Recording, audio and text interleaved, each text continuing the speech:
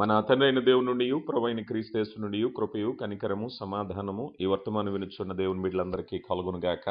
ప్రియా దేవుని బిడ్డలరా, దేవుని యొక్క కృపను బట్టి ఈరోజు ఆత్మీయ ముత్యాలు అనేటువంటి సందేశాన్ని మనం నేర్చుకోబోతున్నాం. మరి దేవుని కృప 2వ తేదీ జనవరి మాసం 2025 సంవత్సరం శుక్రవారం దినాన ప్రభు మనకు అనుగ్రహించిన కృపను బట్టి మరి ఆత్మీయ పాఠాన్ని మనం నేర్చుకోబోతున్నాం. సిద్ధపాటు కలిగి ప్రార్థన పూర్వకంగా ముందుకు వెళదాం. మరి మీరెవరైనా ఈ లేఖనాలు పాఠాలు రాసుకోగలిగిన వారు నోట్ పుస్తకం తీసుకుని రాసుకోండి. అలాగే బైబిల్ గ్రంథాలు దగ్గర పెట్టుకోండి. అవకాశం ఉన్న మేరకు మరి ప్రార్థన సహాయంతో, పరిశుద్ధాత్మ సహాయంతో మన వాక్య ధ్యానాన్ని ముందుకు వెళదాం. తలలు వంచండి, కళ్ళు మూసుకోండి, ప్రార్థించుకుందాం. కృప కలిగిన దేవా, ప్రేమ నమ్మకం కలిగిన మా కన్న తండ్రి, మహోన్నతుడా, ప్రేమ కలిగిన దేవా, మహోన్నతమైన కృపను బట్టి మమ్మల్ని నడిపిస్తున్న దేవా, మేము మరిచిన మరువని ప్రేమ చేత మమ్మల్ని ప్రేమించి మీ కృప చేత బలపరుస్తున్నారు, భద్రపరుస్తున్నారు, క్షేమాన్ని దయచేస్తున్నారు. అయ్యా, మరి శ్రేష్టమైన సమయంలో జీవపు మాటలు వినటానికి మాకు ఇచ్చిన అవకాశాన్ని బట్టి మీకు మహిమ చెల్లిస్తున్నాం. లోకంలో ఎందరికో లేని భాగ్యాన్ని మాకు దయచేశారు. వినగల చెవిని, గ్రహించగల మనసును దయచేయండి అయ్యా. మీ వాక్యపు వెలుగులో మా జీవితాలు సరిచేసుకోవాలి, ఆత్మీయంగా బలపడాలి, మీకు మహిమ తెచ్చే బిడ్డలుగా అయ్యా, పరిశుద్ధులుగా మీకు ఇష్టలుగా జీవించటానికి కృప దయచేయమని వేడుకుంటున్నాం. అయ్యా, మీ మాటలు మీ సహాయం లేనిదే మేము అర్థం చేసుకోలేము నాయనా. అటు సామర్థ్యాన్ని మాకు కలగచేయండి. మీ దాసునిగా నన్ను మరుగుపరిచి కేవలం వర్తమానాన్ని మాత్రమే బయలుపరిచి తద్వారా సమస్త మహిమ, ఘనత, ప్రభావాలు మీరే పొందుకోమని క్రీస్తు నామములో అడిగి వేడుకొంచున్నాం తండ్రి, ఆమెన్.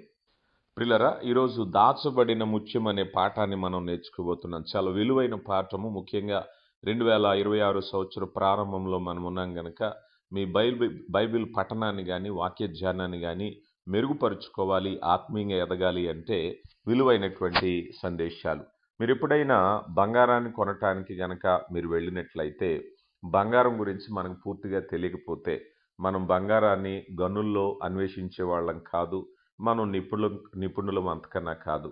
కానీ బంగారాన్ని కొంటున్నాం. బంగారాన్ని కొనాలి అన్నట్లయితే తగినంత సలహా, తగినంత పరికరాలు, తగినంత పట్టు మనకు ఉండాలి. ఒక వస్తువు గురించి పరిమిత జ్ఞానమైనా లేకపోతే మనం మోసపోయే ప్రమాదం ఉంది గనక బంగారం యొక్క నాణ్యత, బంగారం యొక్క కొలత, ఇవన్నీ కూడా మనం సరిగా అర్థం చేసుకోవటానికి సామర్థ్యం కలగాలి. లేకపోతే ఎవరైనా అనుభవజ్ఞుల సలహా తీసుకుంటాం. అయితే ఈ బంగారం గురించి మనం మాట్లాడుకునేటప్పుడు బంగారం కంటే అమూల్యమైనటువంటి ఆత్మీయ ముత్యాలు ఎన్నో బైబిల్ గ్రంథంలో ఉన్నాయి. అవి శ్రేష్టమైనటువంటి వెండి, మేలిమి బంగారము కంటే విలువైనవని దేవుడు చెప్తున్నారు. ఆ మాణిక్యాలు, ఆ ముత్యాలు మెరుగైనవి. అది దాచిన నిధి కంటే కూడా విలువైనది. ఆ ఆత్మీయ ముత్యాలను గురించి ఈరోజు మనం నేర్చుకోబోతున్నాం. సామెతల గ్రంథము, బైబిల్ గ్రంథం తెరిచి పట్టుకోండి.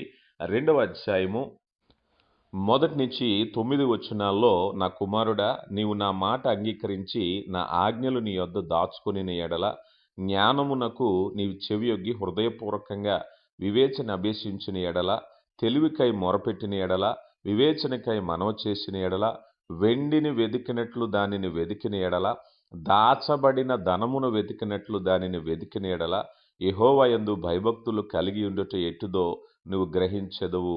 దేవుని గూర్చి జ్ఞానము నీకు లభించును. యెహోవాయే జ్ఞానమిచ్చువాడు. తెలివియు వివేచన ఆయన నోట నుంచి వచ్చును. ఆయన యథార్థవంతులను వర్ధిల్ల చేయును. యుక్త మార్గము తప్పక నడుచుకుని వారికి ఆయన కేడెముగా ఉన్నాడు. న్యాయము తప్పిపోకుండా ఆయన వారిని కనిపెట్టును. తన భక్తుల ప్రవర్తనను ఆయన కాచును. ప్రియులారా, ఈ మాటలు మనం చూసినట్లయితే, దాచబడిన ధనమును వెదికినట్లు దానిని వెదికిన ఎడల, దేవుని జ్ఞానము, దేవుని వాక్యాన్ని ఎలా వెతకాలి అంటే, దాచబడిన ధనమును అంటే బైబిల్ గ్రంథంలో దేవుడు ఈ జ్ఞానాన్ని, ఈ విలువైనటువంటి విషయాలను దాచి ఉంచారు. ఆ విలువైనటువంటి దాచబడినటువంటి ధననిధిని మనం ఎలా పొందుకుంటాం? ఈరోజు మన అందరి చేతుల్లో బైబిల్ ఉంది. మనందరికీ అనేక సందేశాలు వస్తూ ఉన్నాయి. కానీ అసలైనటువంటి సత్యాన్ని మనం పొందుకోవాలి అన్నట్లయితే సొలొమోను ఇక్కడ ఈ జాబితాని ఇక్కడ పొందుపరిచారు. ఎందుకంటే సొలొమోను గారు చెప్తున్న మాట ఏమిటయ్యా అన్నట్లయితే, ప్రతి ఒక్క ముక్కను ఇక్కడ జాబితాగా నేను ఉంచలేదు, కానీ మీరు ఆ లోతైన మర్మాలు కనుగొనాలంటే ఏం చేయాలి అనేటువంటి విషయాలను ఇక్కడ తెలియపరుస్తూ ఉన్నారు. ఇక మొట్టమొదటిగా మనం చూసినట్లయితే, దేవుని యందు భయభక్తులు కలిగి ఉండుట ఎట్టుదో నీవు గ్రహించెదవు అన్నారు. ఈ మాట చాలా జాగ్రత్తగా చూస్తే దేవునికి భయపడమని చెప్పట్లేదు. దేవుని భయానికంటే దేవుని యందు భయాన్ని అర్థం చేసుకోమని చెప్తున్నారు కదా! దేవుని స్వభావాన్ని గ్రహించే సామర్థ్యము ఎప్పుడైతే మనకొస్తుందో, ఆ భయాన్ని, గౌరవాన్ని అది చాలా చక్కని గౌరవపూర్వకంగా మనం తీసుకుంటాం. దేవుని స్వభావము బైబిల్ పేజీల్లో వెల్లడించబడింది. బైబిల్ లేకుండా మనం సృష్టిని చూసి అన్నిటినీ రూపొందించినటువంటి సృష్టికర్త ఆయనను గురించి మనం తెలుసుకోవటం కష్టమవుతుంది. రోమీలకు రాయబడిన పత్రిక 1వ అధ్యాయము 20వ వచనంలో ఆయన అదృశ్య లక్షణములు అనగా ఆయన నిత్యశక్తియు, దైవోత్పత్తి, జగత్తుత్పత్తి మొదలుకొని సృజించబడిన వస్తువులు ఆలోచించుట వలన తేటపడుచున్నవి గనుక వారు నిరుత్తరులై ఉన్నారు. అంటే దేవుని యొక్క నిత్యశక్తి, దైవత్వము, అదృశ్య లక్షణాలు అనేటువంటివి దేవుని గ్రంథం లేకుండా సృష్టిని బట్టే తెలుసుకోగలుగుతున్నారా అంటే వారు నిరుత్తరులై ఉన్నారు. అంటే పరిమిత అవగాహన మాత్రమే ఉంటుంది కానీ పూర్తి అవగాహన కావాలి అంటే దాచబడిన ధననిధిని వెతికినప్పుడే మనం తెలుసుకుంటాం. దేవుడు అనంతుడని బైబిల్ వెల్లడిస్తుంది. అయినప్పటికీ ఆయన మార్పు లేనివాడు, ఆయన స్వయం సమృద్ధి కలిగినవాడు, ఆయన సర్వశక్తివంతుడు, ఆయనకు అన్నీ తెలుసు, ఆయన ఒకే సమయంలో అంతటా ఉండగలిగినవాడు, ఆయన సర్వజ్ఞాని, ఆయన నమ్మకమైనవాడు, ఆయన పవిత్రుడు, ఆయన ప్రేమ కలిగినవాడు, ఆయన న్యాయవంతుడు, ఆయన దయగలవాడు, ఆయన క్షమించేవాడు. ఇలా చెప్పుకుంటూ పోతే దేవుడు మీతో సన్నిహిత వ్యక్తిగత సంబంధాన్ని కలిగి ఉండాలని ఆయన కోరుకుంటున్నాడు. ఇది దేవుని ప్రేమ.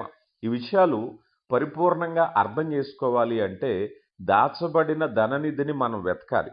ఆయన తన కుమారుని బలిగా మన కొరకు అర్పించాడు. దేవుని గురించి బైబిల్ వెల్లడించేవన్నీ కూడా దేవుని యొక్క గుణలక్షణాలు మనం గ్రహించలేనివి చాలా ఉన్నాయన్నది మనం గమనించాలి. ఎందుకంటే దేవుని యొక్క ఉన్నత స్వభావాన్ని అర్థం చేసుకోవటానికి ఒక అమూల్యమైన వస్తువు మీకు కావాలి. అదే జీవగ్రంథము. ప్రియులారా గమనించండి, దేవుడు తనను గురించి మనం అర్థం చేసుకోవటానికి మనకిచ్చినటువంటి విలువైనటువంటి పరికరమే ఈరోజు మన చేతిలో ఉన్నటువంటి బైబిల్ గ్రంథం. అయితే దీని గురించి ఇంకా కొద్దిగా లోతుగా రెండో విషయాన్ని, దేవుని జ్ఞానాన్ని కనుగొనేటువంటి సామర్థ్యాన్ని గురించి సొలొమోను గారు తెలియపరుస్తూ ఇక్కడ చెప్పబడిన సామెతల గ్రంథం 2వ అధ్యాయంలో 6-8 వచనాలు, ఈ 3 వచనాల్లో యెహోవాయే జ్ఞానమిచ్చువాడు, తెలివియు వివేచన ఆయన నోట నుంచి వచ్చును, ఆయన యథార్థవంతులను వర్ధిల్లింపచేయును, యుక్త మార్గము తప్పక నడుచుకుని వారికి ఆయన కేడెముగా ఉన్నాడు, న్యాయము తప్పిపోకుండా ఆయన కనిపెట్టును, తన భక్తుల ప్రవర్తనను ఆయన కాచును అన్నారు. ఇక్కడ 3 విషయాలు తెలియపరుస్తూ ఉన్నారు. ప్రియులారా గమనించండి, అదేమిటయ్యా అన్నట్లయితే జ్ఞానము అనేటువంటిది దేవుని యొద్ద నుంచే వస్తుంది. ప్రియులారా గమనించండి, మనం ఎన్ని రకాల ప్రయత్నాలు చేసినా దేవుని గ్రంథములో ఉన్న జ్ఞానం అనేది ఎవరి యొద్ద నుంచి వస్తుందంటే దేవుని యొద్ద నుంచి వస్తుంది. ఇక రెండవదిగా జీవితంలో మన ఎంపిక, జ్ఞానము, తెలివి, వివేచన ఇవన్నీ కూడా దేవుని యొద్ద నుంచి వచ్చేటటువంటివే. ఇవి నీతిమంతులకు మాత్రమే ఇవ్వబడుతుంది. చాలా ముఖ్యమైన విషయం. ఇక్కడ ఏమంటున్నారో తెలుసా? ఆయన యథార్థవంతులను వర్ధిల్లింపచేయును. చూసారా? ఇది ఎవరికిస్తున్నారు ఆయన? యథార్థత ప్రతి సన్మార్గమును నువ్వు తెలుసుకుంటావు. ప్రియులారా గమనించండి, మనం ఎప్పుడైతే యథార్థంగా ఉంటామో దేవుడు జ్ఞానము, తెలివి, వివేచన అనేటువంటివి మనకు అనుగ్రహిస్తూ ఉంటారు. ప్రియులారా గమనించాలి. కనుక జ్ఞానాన్ని సంపాదించుకోవటానికి మొదటి ప్రయత్నం ఏమిటయ్యా? నేను యథార్థంగా నడుచుకోవాలి, నేను ప్రార్థనాపూర్వకంగా ఉండాలి, నేను పరిశుద్ధుడిగా ఉండాలి. నేను ఎలా ఉన్నా కూడా జ్ఞానం వస్తుంది అనుకుంటారు చాలామంది.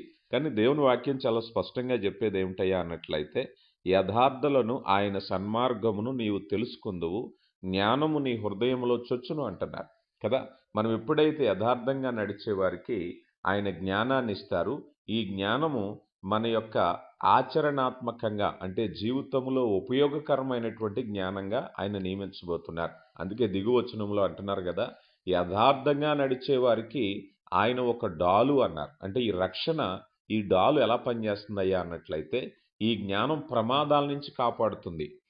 ఈ జ్ఞానం పొందుకున్న వారు ముఖ్యమైన ప్రమాదం ఏంటి చెప్పండి? ఈరోజు మనం అనుకుందాం, ప్రమాదం అంటే వాహన ప్రమాదమా, లేకపోతే ఇంకొకటి ఏదైనా పని చేసే చోట ప్రమాదమా అంటే అన్ని ప్రమాదాల కంటే భయంకరమైన ప్రమాదము అపవాది దాడి చేసే ప్రమాదం. ప్రియులారా గమనించండి, ఈ అపవాది దాడి చేసేటటువంటి ప్రమాదంలో అంటున్నారు కదా ఆయన యుక్త మార్గము తప్పక నడుచుకున్న వారికి ఆయన కేడెముగా ఉన్నారు అంటున్నారు. ప్రియులారా, గమనిస్తున్నారా? దేవుడు తన జ్ఞానాన్ని ఇచ్చినప్పుడు, యథార్థవంతులుగా ఉన్నప్పుడు ఈ ఇవ్వబడిన జ్ఞానము, ఇవ్వబడిన రక్షణ ఏం చేస్తుందయ్యా అన్నట్లయితే ఇది మనల్ని కాపుదల్లో ఉంచుతుంది. ఈరోజు ఉదయం లేచినప్పటి నుంచి మనకుండేటువంటి పెద్ద ప్రమాదం ఏమిటి చెప్పండి? అపవాది వేసే అగ్నిబాణాలు అనేటువంటి ప్రమాదం కదా. మన జీవితంలో మనం ప్రమాదంలో ఉండటానికి అపవాది ప్రయత్నిస్తూనే ఉంటాడు, దాడి చేస్తూనే ఉంటాడు. అపవాది దగ్గర అనేక రకాలైనటువంటి ఆయుధాలు ఉన్నాయి, అనేక రకాలైనటువంటి వెపన్స్ ఉన్నాయి, మన మీద దాడి చేయటానికి ప్రయత్నిస్తూ ఉంటాడు. అయితే జ్ఞానులు అపాయము నుంచి తప్పించుకునే ఉపాయం కలగజేసే దేవుడు అంటే ఇదే. ఇప్పుడు అపాయాన్ని తప్పించుకునే ఉపాయాన్ని దేవుడు ఎలా కలగజేస్తారంటే, మనం యథార్థంగా ఉన్నప్పుడు ఆయన యొక్క జ్ఞానాన్ని దాచబడిన ధననిధిలాగా ఆ విలువైన ముత్యం కోసం చేసిన ప్రయత్నాన్ని చేస్తే అది మనం కనుగొంటాము. కనుగొన్న తర్వాత దేవుడు మనం నిర్ణయాలు తీసుకునే మార్గాన్ని కాపాడుతాడు, ఆలోచన చెప్తారు. ప్రియులారా, గమనించండి. అయితే ఇక్కడ మరొక ముఖ్యమైన విషయం ఏమిటయ్యా అన్నట్లయితే, దేవుని స్వభావాన్ని అర్థం చేసుకున్న తర్వాతే మనకి తెలివి, వివేచన, జ్ఞానము అనేవి అర్థమవుతాయి. ఇది ఎలా చెప్పాలి అంటే, మొదటి ముక్క కనుగొన్న తర్వాతే రెండో ముక్క దొరుకుతుంది మనకి. అంటే ఈ ఆర్డర్లో, ఈ సిరీస్లో ముందు ఏం కనుగొని అంటే దేవుని స్వభావాన్ని అర్థం చేసుకోవటానికి ప్రయత్నించాలి. ఇదే చెప్తున్నారు ఇక్కడ. వాస్తవానికి మనం ఎప్పుడైనా నీళ్లు తవ్వటానికి బోరు కొట్టాం అనుకుందాం. ఈ బోరు వేసేటప్పుడు వాళ్ళకి ఒక లెక్క ఉంటుంది. అది వెళ్ళేటప్పుడు అది వెళ్ళే మార్గము, దానికి మధ్యలో ఉండేటువంటి మట్టి, నీటి ఎద్దడిని బట్టి వారు ముందుకు వెళుతూ ఉంటారు. ప్రారంభంలోనే ఏదైనా ఒక రాతి నేల, రాయి తగిలి ఏదైనా అయితే ఇక ముందుకు వెళ్ళటానికి లేదు, అంటే దీని తర్వాత నీరు దొరకదనేటువంటి ఒక ఆలోచనకు వచ్చేస్తారు. ఇప్పుడు మనం కూడా దేవుని విషయంలో ఈ దాచబడినటువంటి ముత్యాన్ని మనం వెతుక్కునేటప్పుడు ఒకదాని వెంబడి ఒకటి వెళ్ళాలి. మనం నేరుగా మనం అనుకున్న చోటకు వెళ్ళలేం. ఈరోజు చాలామంది నేరుగా దేవుని ఆశీర్వాదం దగ్గరికి వెళ్ళిపోతారు, నేరుగా దేవుని సన్నిధి కావాలంటారు, నేరుగా దేవుని నడిపింపు కావాలంటారు, నేరుగా దేవుడు కార్యాలు చేయాలంటారు. దేవుడు కార్యము చేయాలి అంటే ఒకదాని వెనక ఒకటి వెళ్ళాలి. అందులో మొట్టమొదటిది ఏమిటయ్యా అంటే దేవుని స్వభావం అనేది అర్థం చేసుకోవటం అనేది మొట్టమొదటిగా చేయవలసిన పని. దేవుని ఎప్పుడైతే మనం వ్యక్తిగతంగా తెలుసుకుంటున్నామో మనం దేవుని సాన్నిహిత్యం పెరుగుతుంది. సరైన నిర్ణయం, సరైన ఎంపిక చేసుకునే సామర్థ్యం, దాన్నే వివేచన అంటారు. ఈ వివేచన మనల్ని ఆచరణాత్మకంగా నడిపించి విజయానికి దారితీస్తుంది, ప్రమాదాల నుంచి రక్షిస్తుంది, నిర్ణయాలు తీసుకోవటంలో సహాయం చేస్తుంది, జీవిత ప్రయాణంలో రక్షణ దయచేస్తుంది. ప్రియులారా, ఈ ముఖ్యమైన విషయాలు గమనించండి. దేవుని యొక్క స్వభావాన్ని మనం ఎప్పుడైతే అర్థం చేసుకుంటున్నామో, దాచబడిన ధననిధిని మనం తెలుసుకుంటున్నామో, దేవుడు ఎంతో గొప్ప ఆశీర్వాదాన్ని మనకి ఇవ్వబోతున్నారు. ఇక సామెతల గ్రంథం 2వ అధ్యాయం 9వ వచనంలో, అప్పుడు నీతి న్యాయములు, యథార్థత, ప్రతి సన్మార్గమును నీవు తెలుసుకుందువు అన్నారు కదా. ఇక్కడ గమనించినట్లయితే దేవునికి ఏం కావాలో అవి తెలుసుకోవటం అనేటువంటిది కూడా దేవుడు మనకు తెలియపరుస్తారు. ఇక ఈ ఆత్మీయ ముత్యాలను, అంశాలను మీరు ఎలా కనుగొనగలరు అంటే, ఈ సామెతల గ్రంథం 2వ అధ్యాయం మొదటి 2 వచనాల్లో, నా కుమారుడా, నీవు నా మాట అంగీకరించి నా ఆజ్ఞని నీ యొద్ద దాచుకుని ఎడల, జ్ఞానమునకు చెవియొగ్గి హృదయపూర్వకంగా వివేచన అభ్యసించిన ఎడల అన్నారు. చూడండి, రహస్యాలు వినేటప్పుడు మనం చెవులు చాలా జాగ్రత్తగా పెట్టి వింటాం. అదే రహస్యాలు చెప్పేటప్పుడు చాలామంది అంటారు కదా, గోడలకు చెవులు ఉంటాయి జాగ్రత్త అని. అవునా కదా చెప్పండి. ఈరోజు ఎవరి విషయాలో, లేకపోతే సీక్రెట్సో, లేకపోతే పుకార్లో ఇలాంటివి వినాలంటే చెవులు చాలా జాగ్రత్తగా పెట్టుకుని వింటారు. ఇక్కడ మనం ఆ మంచి ముత్యాలను, ఆత్మీయ ముత్యాలను కనుగొనాలి అంటే మొదటిగా మనకి వినాలనే కోరిక ఉండాలట. ఎప్పుడైతే వినాలనే కోరిక ఉందో, ఒక భక్తుడు అన్నాడు కదా, ఈ ఆత్మీయ ముత్యాలు పొందటానికి ఇది వారానికి ఒకసారి వచ్చే అభిరుచి కాదట, ఇది జీవితంలో రోజువారీ క్రమశిక్షణ కదా. ఈరోజు మనం ప్రపంచంలో మైక్రోవేవెన్లు, ఫాస్ట్ ఫుడ్లు, ఇలాగ అనేక రకరకాలైనటువంటి ఆధునిక లోతుల్లో మనం ఉన్నప్పుడు, అలాంటి సమయంలో ప్రభువుని గూర్చి జ్ఞానాన్ని తయారు చేయటం, తెలుసుకోవటం అంటే కష్టం. అంటే మీకు అర్థం కావటానికి ఇంత ఈజీ ఫుడ్ ఒకసారి మొబైల్లో మనం ఇలా నొక్కిన వెంటనే మన ఫుడ్ ఆర్డర్ వచ్చి డోర్ కొడతా ఉంటారు. ఇదిగో మీరు ఆర్డర్ చేసిన ఫుడ్, మనకి ఏది కావాలంటే అది. కానీ మనం ఒక తరం ముందుకు వెళితే ఏదైనా వండుకోవాలి అంటే మార్కెట్కి వెళ్ళి అన్నీ తెచ్చుకుని వాటిని తరిగి శుభ్రపరిచి వండి ఉడికించి తినాలంటే చాలా కష్టంగా ఉండేది. ఇప్పుడు మరలా ఇలాగ మనం మార్కెట్కి వెళ్ళి అన్నీ తెచ్చుకుని వండి తినాలి అంటే కష్టం కదా. జ్ఞానం కూడా అలాంటిదే. మనిషి ఇప్పుడు ఎలాగైపోయారయ్యా అన్నట్లయితే దేవుని లేఖనాల విషయంలోకి వచ్చేసరికి ఇక్కడ రోజువారీ సమయము, శక్తి, పెట్టుబడి పెట్టడం అనేది కోల్పోయాం మనం. ఉదాహరణకి వంట విషయాన్ని చూడండి. వంట ప్రతిరోజు మనం వండుకోవాలి, ప్రతిరోజు మనం దినుసులు తెచ్చుకోవాలి, వండాలి, తినాలి అంటే కష్టం. కానీ ఇప్పుడు ఏమయ్యాం, ఇప్పుడు ఆ విషయంలో ఆ శక్తిని పెట్టుబడి పెట్టే సమయాన్ని కోల్పోయాం. మనకు ఏది కావాలంటే అది హోటల్కి వెళ్తున్నాం, కర్రీ పాయింట్స్కి వెళ్తున్నాం, ఆర్డర్ పెట్టుకుంటున్నాం. ఏదైనా మనకు అనుకున్నది మనం తెచ్చుకుంటున్నాం. అంటే దాని మీద శక్తిని పెట్టేటటువంటి ఆసక్తి సన్నగిల్లిపోయింది. ఈ విషయాన్ని నేను ఎందుకు చెప్తున్నాను అంటే ఆత్మీయ జ్ఞానం విషయంలో కూడా ఈరోజు మనం టెలివిజన్లు, యూట్యూబ్లు ఇలాగ ఎక్కువగా ఉన్నప్పుడు శ్రద్ధ వ్యవధి చాలా వరకు తగ్గిపోయింది. ఆరాధనకు వెళ్ళేటటువంటి విషయాల్లో కూడా అదొక వినోదంగా మారిపోయింది, అదొక ఆనందంగా మారిపోయింది. అంటే పర్యవసానంగా విశ్వాసులలో ఆత్మీయ ఆకలి బలహీనంగా ఉంది. ప్రియులారా గమనించండి.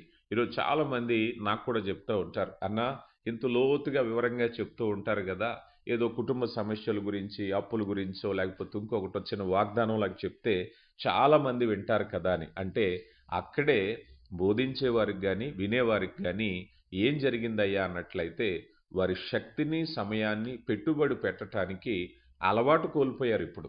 ఎందుకు మనిషి ఒక ట్రెండింగ్ కదా, ఒక విధమైనటువంటి వర్తమానానికి అలవాటు పడిపోయారు. ఇదిగో ఈరోజు ప్రభు నీ జీవితంలో గొప్ప కార్యం చేస్తున్నారంటే చెవులు నిక్కరించి వింటారు. లేదయ్యా ఇదిగో మనం లేఖనాల వెంబడి లేఖనాన్ని పరిశీలనగా చదువుదామంటే ఆసక్తి కాకపోవచ్చు. లేకపోతే నిన్నెవరైనా మోసం చేశారా, లేకపోతే ఎవరైనా చేతిలో మోసపోయావా, ప్రభు నిన్ను ఆదరిస్తారు అని అంటే లోకపరమైనటువంటి తత్వజ్ఞానంలోకి వెళ్ళిపోయాడు మనిషి. అంటే లోక తత్వజ్ఞానంలో ఉన్నాడు కానీ వాస్తవ జ్ఞానంలోనికి సమయాన్ని, శక్తిని పెట్టుబడిగా పెట్టేటటువంటి అలవాటు కోల్పోయాడు. ఇది ఎందుకు జరిగింది? ఈరోజు వచ్చిన టీవీలు, ఈరోజు వచ్చిన యూట్యూబ్లు, ఈరోజు వచ్చిన సోషల్ మీడియాలు, ఇవన్నీ ఈరోజు జరుగుతున్న ఆరాధనలు ఒక వినోదము, ఒక ఎంటర్టైన్మెంట్గా అయిపోయింది. కానీ దేవుని వాక్యం చెప్పేది ఏమిటంటే సామెతల గ్రంథం 2వ అధ్యాయం 10వ వచనం, జ్ఞానము నీ హృదయమున చొచ్చును, తెలివి నీకు మనోహరముగా ఉండును అన్నారు. ఈ ఆత్మీయ ముత్యాలు దాచబడిన ధననిధి ఏమవ్వాలట, నీ హృదయములోనికి చొచ్చుకుని పోవాలట.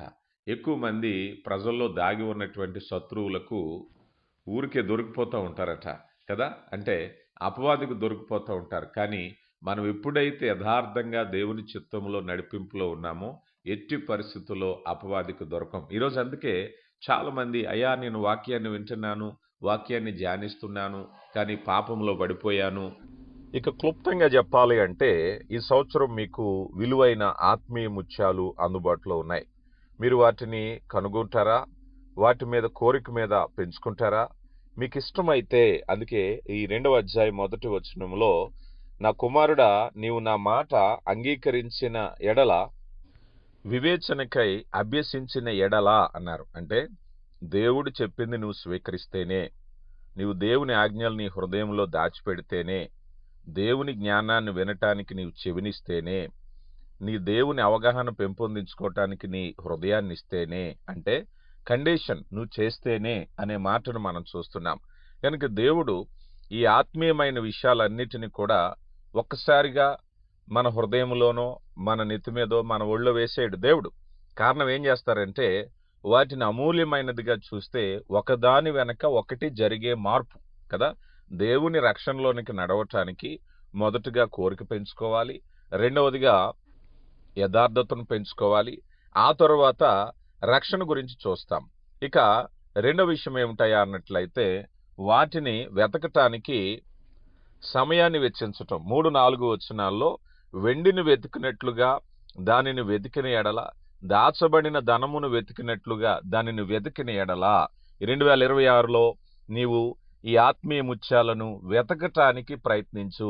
దానికదే నీ చేతిలో వచ్చి పడిపోదు. ప్రియులారా గమనించండి, నీ ప్రయత్నం లేకుండా ఇదిగో నువ్వు వెతకకుండా అవి ఎట్టి పరిస్థితుల్లో దొరకదు. నీకోసం వేరే వాళ్ళు వెతికి పెట్టరు. నువ్వు వెతికే ప్రయత్నం చేయాలి. నీ మనస్సునివ్వాలి, నీ చెవినివ్వాలి, నీ హృదయాన్నివ్వాలి.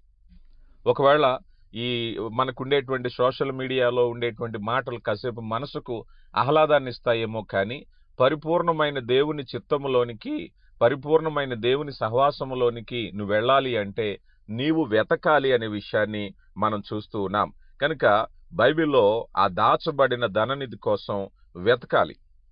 ఇంకా చెప్పాలి అంటే బైబిల్ చదవటానికి ఒక షెడ్యూల్ కావాలి, ఒక సమయం కావాలి, ఒక స్థలం కావాలి. అర్థం చేసుకోవటానికి చక్కగా మీరు చదువుకున్న వారైతే పెన్ను పుస్తకం తీసుకోండి. మీరు వింటున్నప్పుడు మీ హృదయాన్ని తాకిన విషయాలను రాసుకోండి. అంటే ప్రభు మీతో మాట్లాడుతున్నారని. ఇలాగా అనుదిన కార్యక్రమాల ద్వారా దేవుని చిత్తంలో ఆత్మీయంగా ఎదగటానికి ప్రయత్నిస్తే ఈ 2026లో గొప్ప ఆశీర్వాదాన్ని, మంచి ముత్యాలను మీరు కనుగొనగలరు. ప్రియులరా, మీరు మంచి ముత్యాలు కనుగొనటానికి మేము సహకరిస్తాం. మీతో పాటు మేము కూడా పనిచేస్తాం. కేవలం మేము మాత్రమే పనిచేసి మీకు మంచి ముత్యాలు ఇస్తామని చెప్పట్లేదు. మీరు పనిచేయాలి, మేము పనిచేయాలి. ఈ మంచి ముత్యాలు కనుగొనే ప్రయత్నంలో ఒకవేళ మీరు మాతో కూడా కలిసి పనిచేస్తారు అంటే అనుదిన వాక్యాన్ని వినండి. ఒకవేళ ఎవరైనా క్రొత్తవారైనట్లయితే నేను మీకు నెంబర్ చెప్తున్నాను, ఈ నెంబర్కి వాట్సాప్ చేయండి. తప్పక అనుదినము ఈ మంచి ముత్యాలు వెతికే ప్రయత్నంలో మీతో పాటు మేము కూడా పనిచేయటానికి సిద్ధంగా ఉన్నామని తెలియపరుస్తున్నాం. నా నెంబర్ రాసుకోండి. క్రొత్తవారైతే 9959663441. తెలుగులో చెప్తున్నాను, 2959663441. ఈ నెంబర్కు సంప్రదించండి. దేవుడు మిమ్మల్ని దీవించునుగాక. మీ ప్రార్థన అవసరతలు తెలియపరచండి. మీ కొరకు మేము ప్రార్థన చేస్తాం. ప్రార్థించుకుందాం. కృప కలిగిన దేవ, ప్రేమ నమ్మకం కలిగిన మా కన్న తండ్రి, మహోన్నతుడా, విత్తబడిన వాక్యాన్ని బట్టి మీకు మహిమ చెల్లిస్తున్నాం. అవునైనా శ్రద్ధ కలిగి సమయాన్నిచ్చి అయా వాక్యాన్ని వినే జ్ఞానాన్ని మాకు దయచేయండి అయ్యా. ఏమాత్రము సోమరితనం లేకుండా మీ కృప చేత మమ్మల్ని నింపుతున్నందుకు మహిమ చెల్లిస్తున్నాం అయ్యా.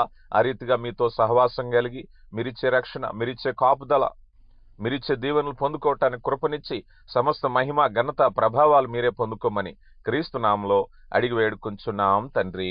ఆమేన్.